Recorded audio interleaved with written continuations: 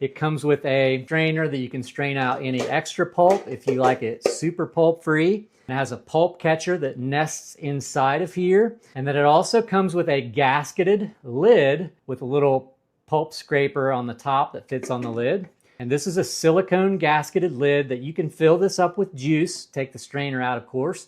You can fill this up with juice and store the juice in your fridge. So perfect for batch juicing. And that's the value of the Nama J2, is that you can make an incredible amount of juice all at once or twice a week, and have your juice ready for the entire week. This is what so many people love about the Nama J2 juicing experience, is that it allows them to optimize their time. When you juice once or twice a week, that frees up time during the rest of your week to be able to do whatever life puts forth for you. You know, people have families, they have kids that they have to take to extracurricular activities and school.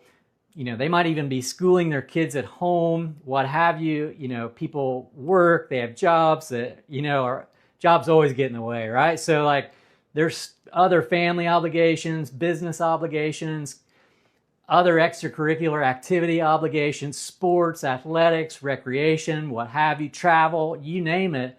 Those are all the things in life that can get in the way of your juicing habit.